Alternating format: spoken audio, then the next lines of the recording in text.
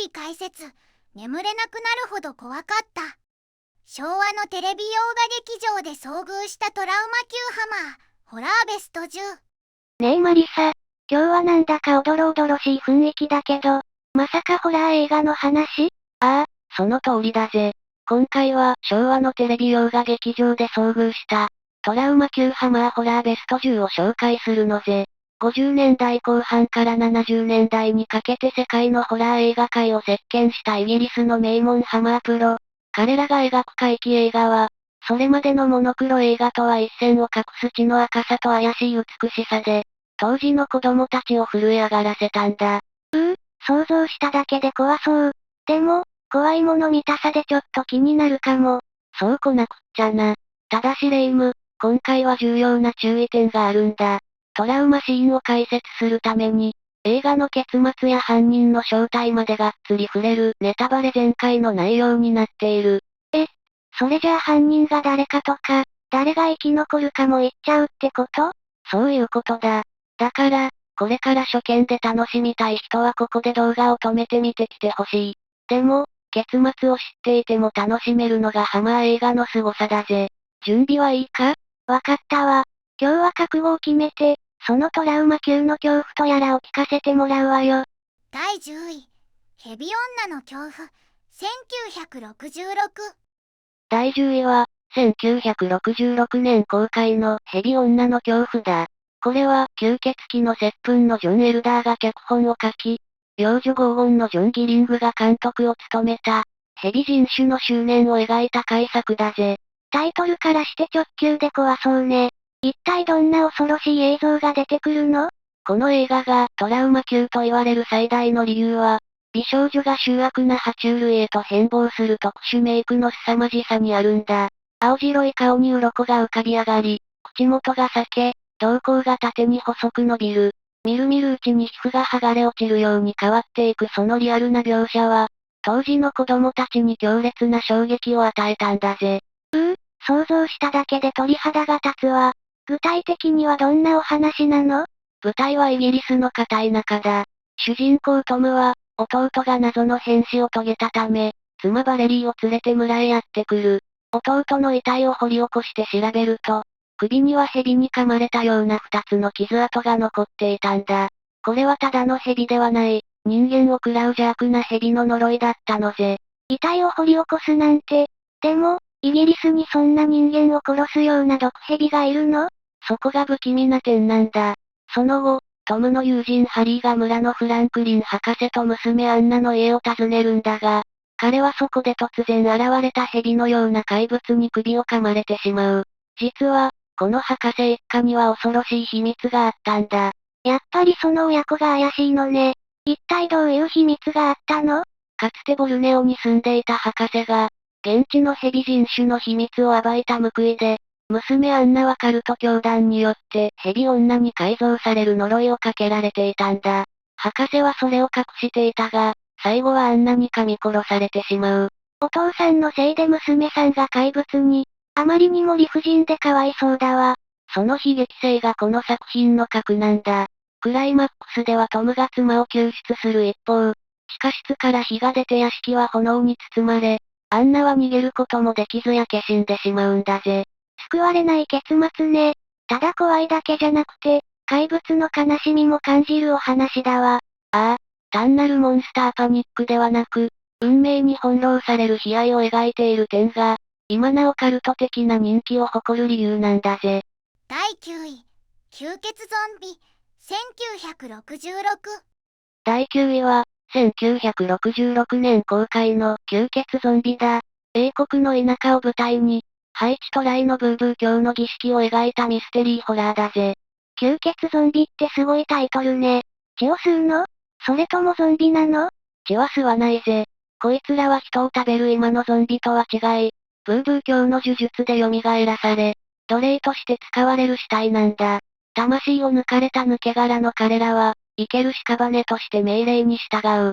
だが、そのメイクや特殊効果が凄まじくて、現代ホラーに多大な影響を与えたんだぜ。古い映画なのに現代に影響を与えたの？どんな見た目なのか気になるわ。焦点の定まらない白濁した目に、不腐敗が進んだような土系色の肌、そして引きずられるような独特の歩き方。日本の図鑑や雑誌にもよくスチル写真が載っていたから、そのビジュアルだけは非常に有名なんだぜ。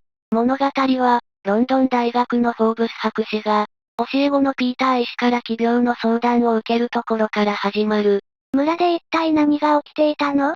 博士が死者を解剖しようと墓を掘ると、棺はどれも空っぽだったんだ。実は地主のクライブという男が、かつて住んでいたハイチの黒魔術を使って死体をゾンビに変え、自分の所有する廃校で働かせていたんだぜ。死体を労働力にするなんて罰当たりだし恐ろしいわ。でも、どうやって正体がバレたの？クライブが博士の娘シルビアに近づき、わざと腕を傷つけて血を奪ったことがきっかけだ。その血の呪いでシルビアは夜中に家を抜け出し、あわやゾンビにされそうになるが、博士たちが間一髪で廃校へ駆けつけ救出するんだ。危機一髪だったのね。最後はゾンビたちをどうやって倒したの？最後は廃校が大爆発を起こし、クライブもゾンビたちも炎の中で滅亡したんだ。ちなみに、この映画で見られる首を落とすといった対峙法は、後にジョージ・エイ・ロメロ監督のモダンゾンビ映画にも大きな影響を与えたと言われている、歴史的な作品なんだぜ。第8位、幼女黄金、1964。第8位は1964年公開の幼女黄金だ。ハマーの2大スター、クリストファー・リーとピーター・カッシングが共演し、ギリシャ神話の怪物を描いた悲劇的なホラーだぜ。黄金って、目を見ると石になっちゃう怪物よね。映画でも石にされちゃうの？ああ、この映画の見どころは、石化の恐怖と、配役の妙にある。普段は怪物を演じるリーが今回は謎を解くマイスター教授を、カッシングが秘密を隠すナマロフ医師を演じているんだ。物語は、ドイツの古城近くで石化した女性の死体が見つかることから始まる。石になった死体なんて不気味ね。医師は何を隠しているの？ナマロフ医師はこの怪事件を隠蔽しようとするが、真相を探りに来た青年パウルと恩師マイスター教授が捜査に乗り出す。教授は研究所からカルテを盗み出し、医師の女子カルラに満月の夜、黄金の悪霊が憑依するという秘密があることを暴くんだ。助手の女性が怪物だったの。でもパウルは彼女を好きになってたわよね。そうなんだ。パウルは警告を信じず、満月の夜に城へ向かってしまう。そこでナマロフと口論になるが、突如現れた黄金を見てしまい、二人とも石と化して死んでしまうんだぜ。主人公も医師も全滅。あまりにも救いがないわ。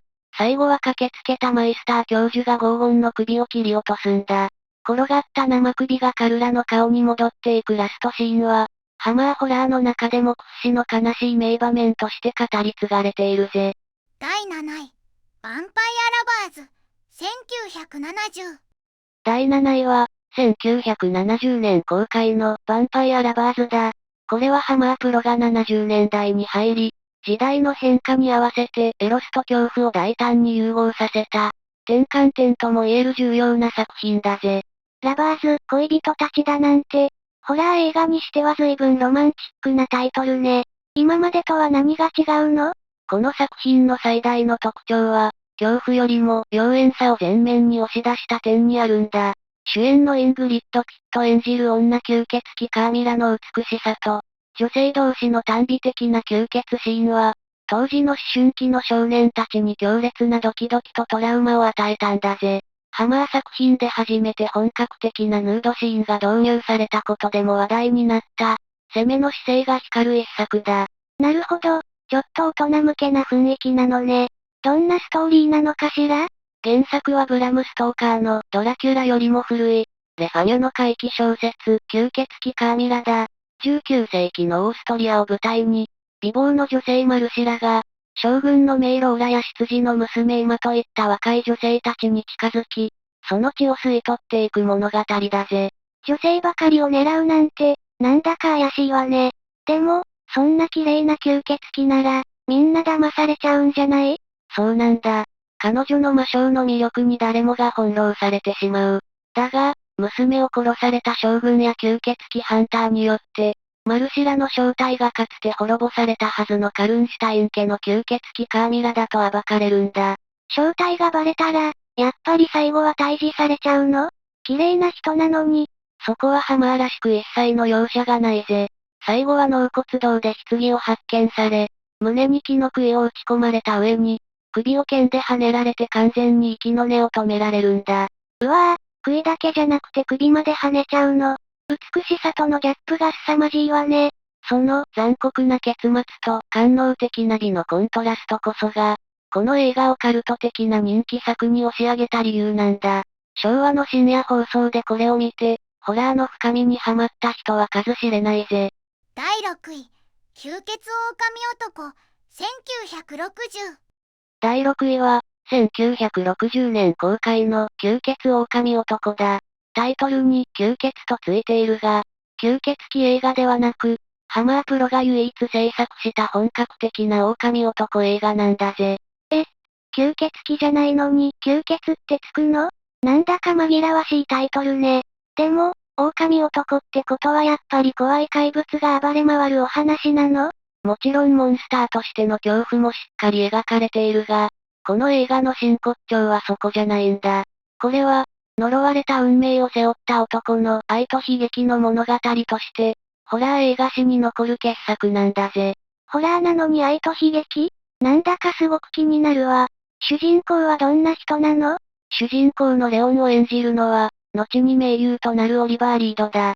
彼は牢獄に幽閉された狂人と、その世話をさせられた口の聞けない召使いの娘との間に生まれるという、あまりにも不幸な出生の秘密を持っているんだ。生まれた時からそんな重い運命を背負っているのね。でも、成長してからは幸せになれなかったの？彼は酒造所で働き始め、主人の娘クリスティーナと恋に落ちるんだ。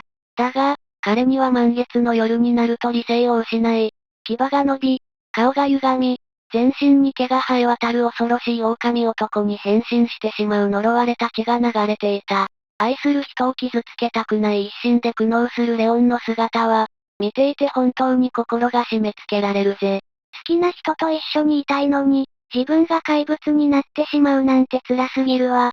その呪いは解けなかったの？残念ながら、悲劇的な結末を迎えることになる。暴走してしまったレオンを止めるため、最後は育ての親が、涙を飲んで彼に向けて銀の弾丸を撃ち込むんだ。育ての親に殺されるなんて、あまりにも残酷で悲しい最後ね。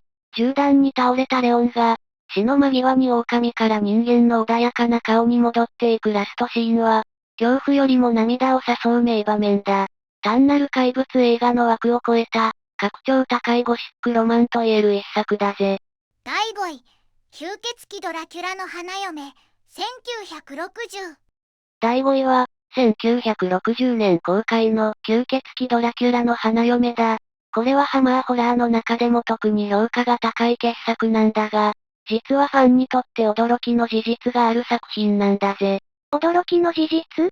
タイトルにドラキュラって入ってるし、いつものクリストファー・リーが出てくるんでしょ？それが違うんだ。この映画には、肝心のドラキュラ伯爵は一切登場しない。もちろんクリストファー・リーも不在だ。その代わり、シリーズで唯一、金髪の美青年が吸血鬼として登場する異色作なんだぜ。ドラキュラがいないのにドラキュラ映画なの？でも、金髪の美青年っていうのはちょっと気になるわね。その美青年こそが、デビッド・ピール演じるマインスター男爵だ。彼は城に鎖で繋がれているんだが、その哀れで美しい姿に騙されたヒロインのマリアンヌが彼を解放してしまう。だが、それこそが悲劇の始まりだったんだ。鎖に繋がれたイケメンなんて、助けたくなるに決まってるじゃない。でも、解放したらどうなったの？自由になった男爵は本性を表し、あろうことか自分の母親を殺害し、女学校の生徒たちを次々と毒牙にかけていくんだ。その冷酷さと甘いマスクのギャップが、当時の観客に強烈なインパクトを与えたんだぜ。恩をあだで返すなんて最低。そんな強い吸血鬼、誰が倒すの？ここで活躍するのが、名優ピーター・カッシング演じるバンヘルシング教授だ。特に有名なのが、彼が吸血鬼に噛まれた直後、その傷口を暖炉の火で赤々と熱した鉄製の火かき棒で自ら焼き焦がして消毒するシーンだ。これは痛々しすぎて、多くの子供たちのトラウマになったんだぜ。自分で自分の傷を焼くの。想像しただけで気絶しそう。教授の執念がすごすぎるわ。クライマックスの決着も見事だぜ。風車小屋に追い詰められた男爵に対し、ヘルシングは風車の巨大な羽の影を十字架に見立てて動きを封じるんだ。この視覚的な演出の素晴らしさもあって、ドラキュラ不在でも名作として語り継がれているんだぜ。第4位、ミイラの幽霊、1959。第4位は、1959年公開のミイラの幽霊だ。ユニバーサルの古典をハマー流にリメイクした作品で、クリストファー・リーがミイラ男、カリスを、ピーター・カッシングが考古学者ジョン・バニングを演じているぜ。ミイラ男って、包帯ぐるぐる巻きで動きが遅いイメージがあるけど、やっぱり怖いの？この映画のカリスは、そのイメージを覆すほどの物理的な恐怖と切なさを兼ね備えているんだ。包帯姿で表情はほとんど見えないのに、クリストファー・リーは目の動きだけで怒りや悲しみを表現する凄まじい演技を見せているんだぜ。目だけで感情を伝えるなんて、さすが名優ね。でも、物理的な恐怖ってどういうこと？カリスはとにかく頑丈なんだ。ピーター・カッシング演じるジョンが至近距離で銃を撃ち込んでも全く効かず、ドアや窓ガラスをバリバリと突き破って部屋に入ってくる。その圧倒的なパワーと、何をしても止まらない絶望感は、当時の観客にとって悪夢そのものだったぜ。銃も効かないなんて勝ち目がないじゃない。どうしてそんなに怒っているの？彼らは古代エジプトの王女アナンカの墓を暴いたからだ。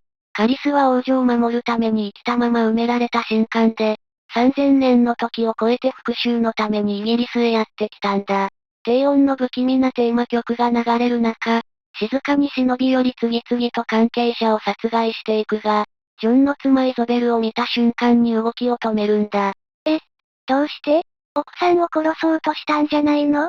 イゾベルが、かつて愛した王女はなんかにより二つだったからだ。カリスは復讐心と愛の間で揺れ動き、彼女をさらって沼地へと逃げる。最後は警官隊に包囲され、銃弾を浴びながら、愛する人の面影を抱いたまま泥沼へと沈んでいくんだ。なんて悲しい最後なの。怖い怪物だけど、一途な愛を持っていたのね。そうなんだ。ただ暴れるだけでなく、このロマンチックな悲哀が描かれているからこそ、単なるホラーを超えた名作として長く愛されているんだぜ。第3位、狂人ドラキュラ、1966。いよいよトップ3だぜ。第3位は、1966年公開の狂人ドラキュラだ。クリストファー・リーが8年ぶりにドラキュラ役に復帰した作品だが、ある演出が逆に観客の恐怖を煽ることになったんだ。狂人だなんて物騒なタイトルね。久しぶりの復活で、一体どんな恐ろしい演出があったの？実はこの映画のドラキュラは、前編を通して一言も言葉を喋らないんだ。ただ、シャー、と獣のようにうなり、赤い目を向いて襲いかかってくるだけなんだぜ。セリフがないの？それじゃあ怖さが半減しちゃいそうだけど。いや、言葉が通じない純粋な怪物としての不気味さが際立って、シリーズ屈指の怖さになっているんだ。ちなみにリー本人は脚本がひどかったから喋らなかったと語っているが、結果的にそれが成功したんだな。なるほど、野獣のような怖さね。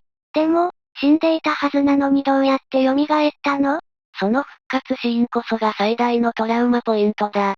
執事が旅行者を殺害して死体を逆さ吊りにし、その喉をナイフでかっ切るんだ。そして、そこから毒々と滴り落ちる大量の液血を、ドラキュラの位牌に浴びせる儀式を行うんだぜ。ひえー、逆さ吊りの死体から血を浴びせるなんて、想像しただけで気持ち悪くなるわ。儀式がグロテスクすぎるよ。その血を吸って復活する様は圧巻だ。蘇ったドラキュラは再び暴れるが、最後は流水の上を渡れないという弱点を突かれる。城の堀の凍った氷の上で神父に氷を割られ、冷たい水の中に落ちて氷漬けになってしまうんだ。氷漬けで封印されるなんてインパクトのある最後ね。セリフなしの演技といい、映像的な怖さが詰まった映画だわ。第2位、フランケンスタインの逆襲、1957。第2位は、1957年公開のフランケンシュタインの逆襲だ。これはハマーホラーの第一弾であり、世界的なホラーブームの火付け役となった記念碑的な作品なんだぜ。逆襲ってことは、続編か何かなの？それとも怪物が人間を襲うって意味？タイトルは紛らわしいが、これは続編ではなく第一作目だ。現代はフランケンシュタインの呪いって意味なんだ。この映画の最大の特徴は、それまでのモノクロ映画とは違い、鮮血の赤を強調したカラー映像が当時の観客に強烈な視覚的ショックを与えたことにあるんだぜ。カラーで血の色を見せられるのは、当時の人にとっては刺激が強すぎたでしょうね。怪物も怖いの？ああ、ユニバーサル版のデザインが使えなかったため、クリストファー・リー演じる怪物は、死体を継ぎはぎしたような生々しいグロテスクな姿をしているんだ。だが、この映画で一番怖いのは怪物じゃない。怪物が一番じゃないの？じゃあ何が怖いのよ？真の恐怖は、ピーター・カッシング演じるフランケンシュタイン男爵の狂気だ。彼は生命創造のためなら殺人も辞さないマッドサイエンティストとして描かれている。天才科学者の脳を手に入れるために殺人を犯し、それを怪物の頭に移植しようとするんだぜ。怪物を作るために人を殺すなんて本末転倒じゃない。完全に狂ってるわ。結局、移植した脳が傷ついたせいで怪物は凶暴化し、最後は男爵自身の手で3の層に突き落とされて妖怪してしまう。そして殺人の罪に問われた男爵は、誰にも怪物の存在を信じてもらえないまま、ギロチン台へと送られるんだ。作った怪物も消えて、自分は死刑になるなんて、自業自得だけど、救いようのない結末ね。ラスト、断頭台へ向かう男爵の後ろ姿で終わる幕切れは、恐怖とともに虚無感を残す名シーンだ。怪物の悲哀よりも人間の狂気を描いた点こそが、この映画の革新性だったんだぜ。第1位、吸血鬼ドラキュラ、1958。堂々の第1位は、1958年公開の吸血鬼ドラキュラだ。ホラー映画史上、最も美しく、最も恐ろしい吸血鬼のイメージを決定づけた。まさに不朽の金字塔だぜ。やっぱり最後はこれね。子供の頃、テレビで見て本気で震え上がった記憶があるわ。でも、今までのドラキュラとは何が違ったの？最大の違いは、クリストファー・リーが演じた野生味とエロキシズムだ。それまでの吸血鬼は怪物のイメージが強かったが、リーのドラキュラは長身で紳士的。それでいて獲物を狙う瞬間は目が充血し、牙をむき出しにして襲いかかる。そのギャップが当時の観客に衝撃を与えたんだぜ。紳士だと思って油断してたら、急に野獣になるのね。でも、最初は秘書として潜入したジョナサンが主人公なのよね。そうなんだ。ジョナサンは城で吸血鬼と化した女を杭で退治しようとするが、ドラキュラに見つかって殺されてしまう。その後を引き継いだのが、親友のバンヘルシング博士だ。演じるピーター・カッシングの、知的で頼もしい吸血鬼ハンターぶりも見逃せないぜ。親友の仇討ちね。ドラキュラはその後どうするの？ドラキュラはジョナサンの婚約者ルーシーを毒牙にかけ、さらにその姉ミナまでも連れ去ってしまう。ヘルシングはミナを救うため、アーサーと共に城へ急行し、ドラキュラを追い詰めるんだ。いよいよ最後の対決ね。どうやってあんな強い怪物を倒したの？クライマックスは映画史に残る名場面だ。ヘルシングは食台で作った十字架をかざしてドラキュラを追い詰め、城のカーテンを引きちぎって朝の光を浴びせるんだ。するとドラキュラは、太陽の光に焼かれて皮膚がボロボロと崩れ落ち、最後は一塊の灰になってしまうんだぜ。太陽の光で灰になるシーン。子供心にめちゃくちゃ怖かったけど、同時にすごく神秘的でもあったわ。あれこそトラウマ級の名シーンよね。ああ、断末魔と共に残された指輪だけが灰の中に転がるラストは、恐怖の中にもある種の美しさを感じさせる。まさにハマーホラーの頂点にふさわしい傑作だぜ。総評またはまとめ。いやー、今日は本当に怖かったけど、面白かったわ。やっぱり昔のホラー映画って、CG にはない独特の重みみたいなものがあるわね。そうだな。